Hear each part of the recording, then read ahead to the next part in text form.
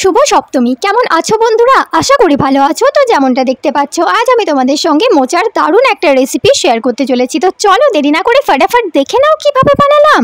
প্রথমেই দিয়ে দিয়েছিলাম তেলটা গরম হয়ে এলে দিয়েছি তেজপাতা, ফোড়ন আর কয়েকটা চেরা কাঁচা লঙ্কা। তারপরে কুচনো পেঁয়াজ দিয়ে পেঁয়াজটা হালকা একটু ভাজা হয়ে গেলে দিয়ে দিয়েছি একটা মিডিয়াম সাইজের টমেটো কুচনো।